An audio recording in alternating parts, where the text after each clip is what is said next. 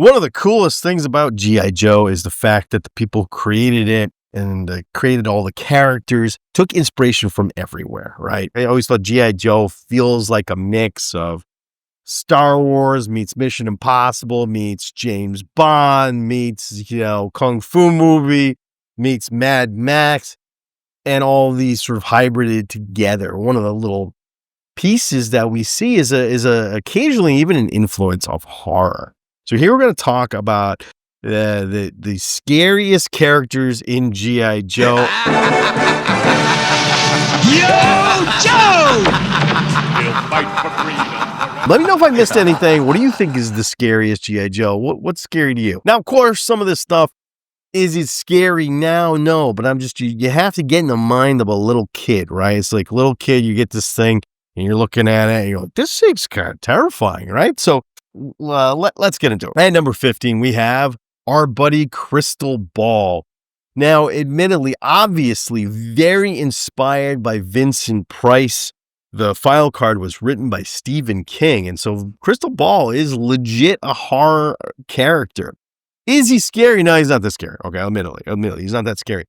However, he can be. And if you look at this new G.I. Joe classified version of Crystal Ball, he's got a Cthulhu head. He's got, his little hypno shield that he can, manifest the dire technology on. But even when we go back, we see there's some various portrayals of Crystal Ball in the comic books. There's one in which he is just sort of a scummy, like Rasputin-like character. And I think that's where he gets kind of creepy, because Rasputin's a real person, really creepy, really interesting guy.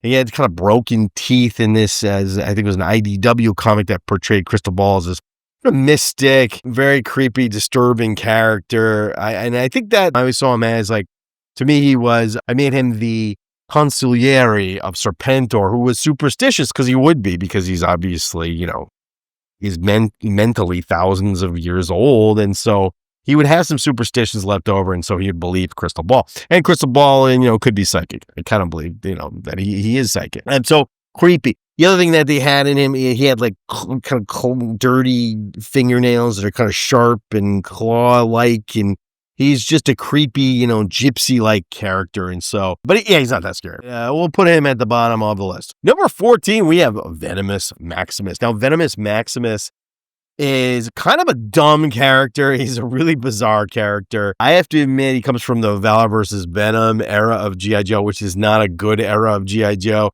and he's totally over the top. He's actually supposed to be, by the way, Hawk, who has been transformed in Dr. Mindbender's venom-infusing machine and turned into this giant monster. But I gotta admit, even though I was like, this is stupid, I bought him, I had to have him.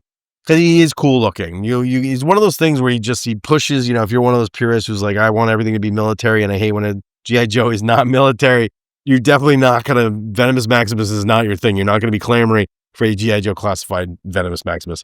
But I got to admit, there's something real metal about him. And that's why there is a metal band called Venomous Maximus. Of course, after him. There's a metal band about a lot of these characters, by the way. A lot of G.I. Joe characters inspired metal bands. But anyway, Venomous Maximus, he's weird. He's got one deformed, massive arm that's a claw, right? And he's got kind of a mullet. He's working a kind of mullet, which makes him scarier, because, a person with a mullet, they're not all right in the head, unless it's 1982, or a player playing hockey. A person with a mullet's not okay. And so the fact that he's got a mullet makes him scarier than anything. And he's kind of ripped, he's massive, he's got huge little, pug teeth. What really makes me sold on the Venomous Maximus character, though, if you read the IDW Cobra series, there's a part of this in which Venomous Maximus was part of the Coil cult. He's sort of a mutated guy who finds religion in the Coil cult, which worships Cobra La. Yep, very, very cool story. He's given a realistic take. You think, how the hell do you make a realistic take on Venomous Maximus? They did. That's how good that IDW series is. So check it out. Next in line, we have Globulus. And of course, Globulus had to make the list. He is a bizarro snake man. He's kind of goofy looking. He's got, lobster armor on. He's right. He's got kind of crab face thing. And, he's weird. What gives him, and his action figure was terrible. It was not a good action figure. You were kind of awesome. You were like, this is awesome, Snake Man. But then you got him and he barely bent and he just did not, it wasn't great. But played by Burgess Meredith, he really earns all of his awesomeness from that Burgess Meredith voice. Fun fact, Burgess Meredith has 2 connections to G.I. Joe. Do you know what the other one is? Put it in the comment below what the other connection that Burgess Meredith has in G.I. Joe. Let me know if you figure it out. I'm going to leave that one for the comments. And you win a nothing. I don't know. Sorry, I don't know what happened. Next in line, we have Repulsor. Repulsor is a pretty obscure character. This is a character that came out in the convention exclusive set, but basically he's sort of like Cesspool's like second in command. But what makes him awesome, and I actually love this character, and I think I definitely want to classify it, but what makes him really scary, he has a zombified dog. Okay, the man carries a zombified dog. Next in line, we have my girl Pythona, and I just think she is an awesome horror character. She's absolutely a thing of nightmares. I would say that Cobra La reminds me of something Clive Barker would come up with, like Nightbreed or Hellraiser. They're just weird, creepy creatures. But what I love about Pythona makes her, I think, the scariest of the 3 is that she uses, instead of weapons, she uses these bioweapons, which are just these little creatures, which, she can throw an eel-like thing at you, or she can throw a monster that grabs on your face and like eats your face, a face hugger, basically. And then she's got these, acid spewing nails, and she just creeps me. She's creepy, really cool horror character, and absolutely inspired by horror. You can definitely take the sense, and I would love to find out what the inspirations for Cobra La were, but for me, they feel very much like a Weird Tales, the same magazine that birthed, Lovecraft and Conan the Barbarian. But there does seem to be a bit of a Lovecraftian idea hidden behind the Cobra La mythology. That seems really, really interesting to me. So they're absolute creations of horror, and which is very much how they are presented in the Energon universe. If you check out the Energon universe, that's really how they're presented, as these creatures of horror. So it's really interesting stuff. Next in line, we have the Desert Scorpions. And of course, they of themselves are not particularly scary, except for the fact that if you have to handle a giant mutated scorpion, you're scary. You're right. Because so if you got the new Desert Scorpion, it comes with a giant, massive scorpion, which in the lore from the G.I. Joe Classified team says that these were real scorpions that were mutated by Dr. Mindbender and turned into horrific monsters, right? And so you can't really control a scorpion. You can't train a scorpion. So that's why they have these giant poles, so they can keep the scorpion at bay. And I think that's awesome and just absolutely terrifying. I had to have a couple of these things. They're just absolutely terrifying. But I got to admit, when I got it and like I left it on my bed and I came home and I was like, it's kind of nasty. It's absolutely terrifying though. Like, right? Just not even like, why would you do it? It's scary. So if you're a guy that handles that, you are scary in my book. Next in line, we have the Croc Master, and the Croc Master is absolutely a horror villain. He is a horror creation. If you were to make the slasher movie next week called the Croc Master, it would kill. It'd be awesome, right? And we get a few different versions of Croc Master, but in pretty much all, he starts off as a guy who has his own company where he does like security, where he uses crocodiles for security, which is absolutely just shows you he's just absolutely insane. And then he sleeps in like the tepid water underneath Cobra Island, where he lives with the crocodiles and he dreams green dreams, right? So he's absolutely a horror character. He's A guy has really lost his humanity too for me. I think he is kind of scary. He's lost his humanity, lives with the crocodiles. He sleeps with the crocodiles. He's absolutely terrifying. Again, in the G.I. Joe Cobra series, they really present him as a very terrifying character and absolutely purely a creation of horror. Okay, I'm going to go backwards here. I'm going to give you a little honorable mention. This character is scary, but for one reason, we're going to see we can't include him on the list as being actually scary. And this is a character called Coils O'Doom. Now, what's scary about Coils O'Doom is he's an assassin and he's very badly scarred. So he has a scar that runs down the side of his face, exposing his eyes all effed up because of the scar. And he uses snakes, like a red cobra, to kill his enemies. So he uses like red cobra venom. So he's creepy. Why could I not include him on the list? His name is Coils O'Doom, which is the stupidest name I've ever heard of anybody ever. It's just like, it's so stupid. Don't know what they were thinking there. Although it is an homage to an early 1960s G.I. Joe set called The Coils of Doom. That's why they named him that. But really stupid name. And he is Irish, right? So he's like, that's why he's Coils O'Doom. Makes you want to do a little like leprechaun jig. Okay, next in line might surprise you a little bit, but it actually is legit true. Snake Eyes is absolutely terrifying if you're a Cobra, right? So imagine you're a Cobra and it's like, you know they're talking about him because you kill more Cobras than everybody. He's coming out with knives. He's sneaking up behind people. He's stabbing them. He's gutting them. Rumor is the man doesn't have a face. He can't talk. If you pulled off his face and saw it, you would vomit. That's how horrific. He's got a Jason face, basically. He's got a Deadpool face. Like, that's basically how horrifying his face is. I mean, if you think about what happened to him to give him that face, he got in a helicopter accident.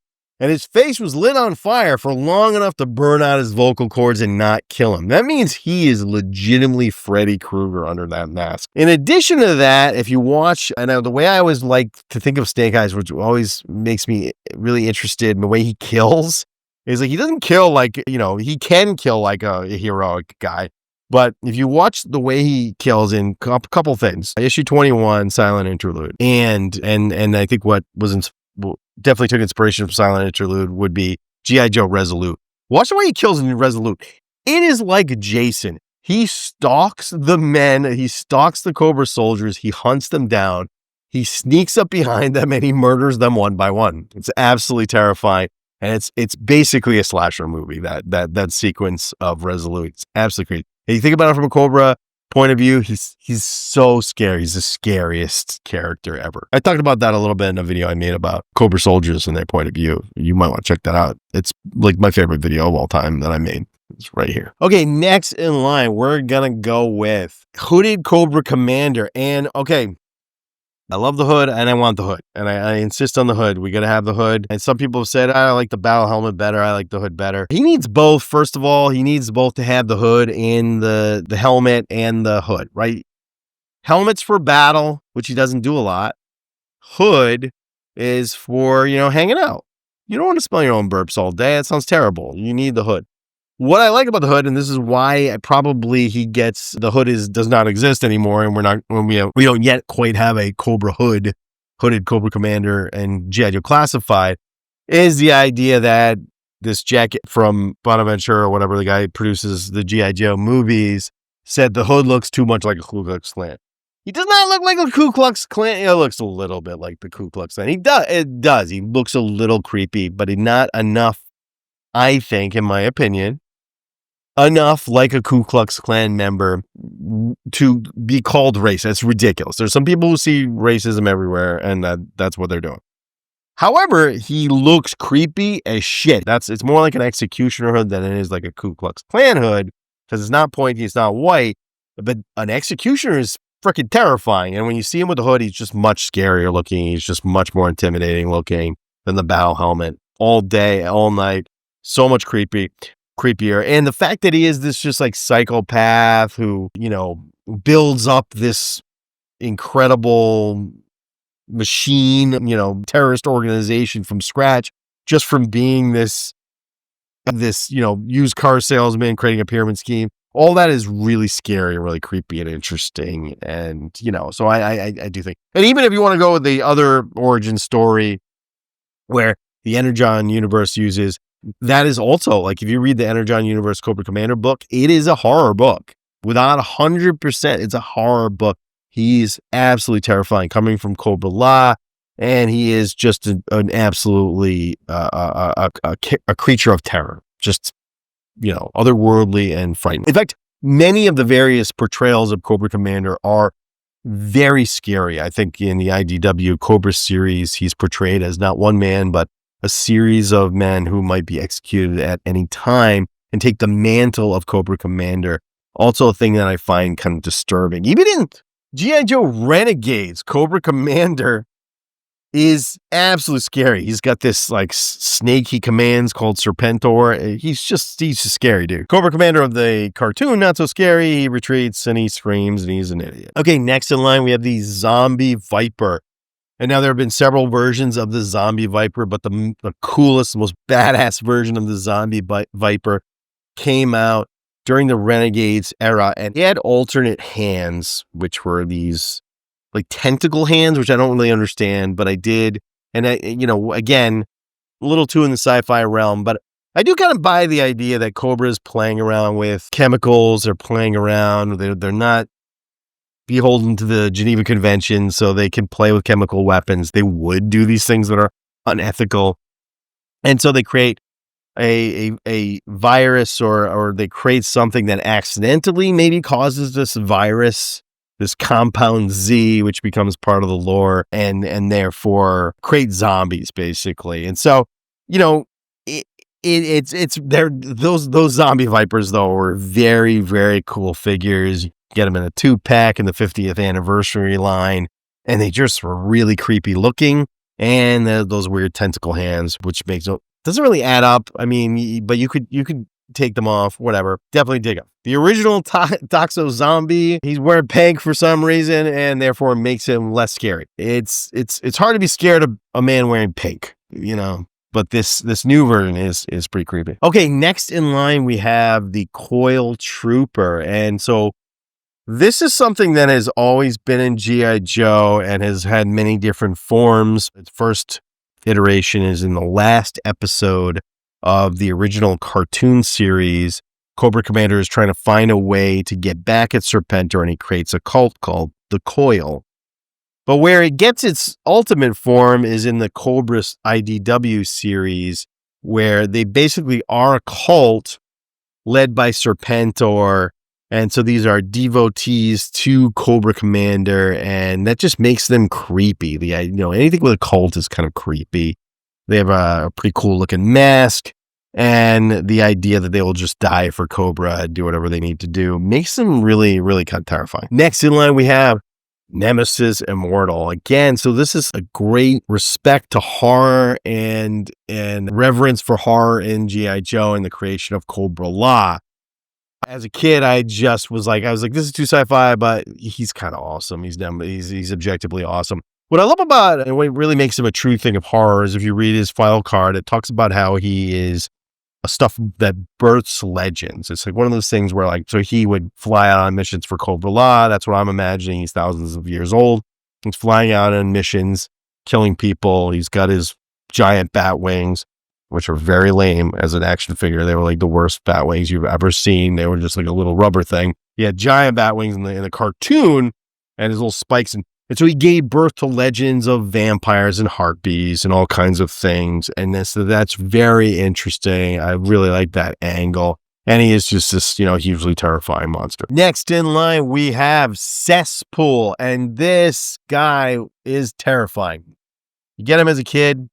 He's in this goofy line of eco warriors where most of them are kind of lame and most of them kind of suck. And even the Toxo Viper sucks. But the one figure in the line that actually rules is Cesspool. One, that face, he's so horrifically scarred. He's got this massive scar just going down the side of his eye. It's open and split open his eye. And so he seems to be lacking an eyelid. It's just lacking an eyelid. It's just the creepiest shit. Right. But then we also find out that he's a CEO, sort of loses it. He's got an acid spewing chainsaw. I mean, this is Texas Chainsaw Massacre, but with acid. This guy he's unhinged. He's fucked up. He's a CEO. That makes him scary. And he's so badly scarred. So I think he really is an interesting horror character and one of the scariest things in G.I. Joe. Obviously, in a horror character waiting to happen. Okay, next in line. Now we're getting really scary. This is the stuff that actually like bugs me a little bit. Like it's just like, I'm a massive horror fan, by the way. I don't know if you knew that. I am an obsessive horror fan. In fact, I actually have another YouTube channel where I talk about writing and storytelling, and I actually did a pretty good video. I like it anyway, where I talk about the things that scare us and the reasons we love horror. You can watch that right here. Okay. But anyway, so there's a few things that like really bug me and eat away at me and scare me. And these last three, I think, are officially actually scary. And number 3, we have Shadow Tracker. And Shadow Tracker is a figure that came out in the Pursuit of Cobra line, which is incredibly underrated, amazing era of G.I. Joe, which they invented a lot of great stuff. But this guy, he's a hunter, and he's got an array of weapons, nets, blades, spears. He's just sort of horrifying, axes, just horrifying, like carving weapons. And he also he's got this, he's basically very obviously modeled after the Predator. So you can see he looks like the Predator in a human form. And we don't know much about him because he really hasn't made much impact on media. He hasn't really been in the comic books or in the cartoon much, but he is really creepy looking.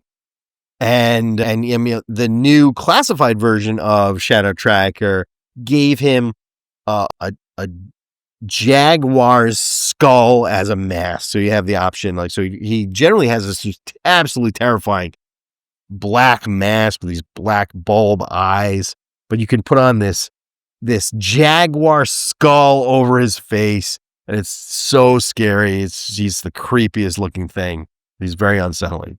The idea of him just like stalking you through a jungle, to me, is pure horror. And that is, you can make an awesome horror movie out of Shadow Tracker. Number 2, we have the Demons of the Deep.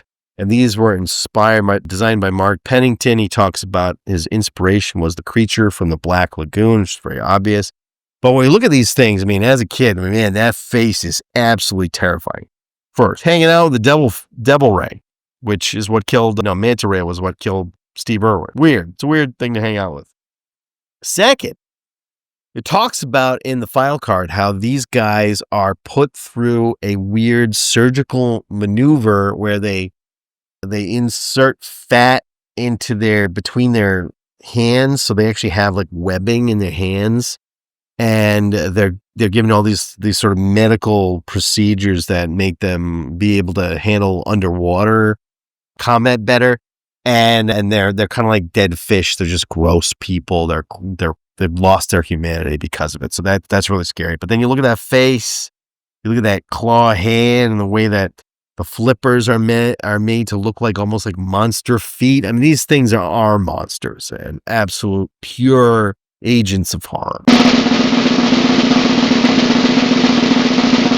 Skullbuster. Now, Skullbuster is the Range Viper commander, and where he becomes really creepy. First of all, the Range Vipers in general are creepy looking. They have a skull head. They have what appears to be like a brain built into their helmet, and they're very weird looking, very creepy looking, and very horrifying. But Skullbuster is their commander, and where he becomes really terrifying is in the G.I. Joe Cobra series by IDW. And in this series, he is the most ruthless drill sergeant ever. Basically what he does is he takes his soldiers, the Range Vipers, drops them off behind enemy lines in some sort of desert land. Maybe it's like Afghanistan, somewhere, I can't remember where, but somewhere like that area, completely naked. He makes them, they have to jump completely naked. They have no clothes on.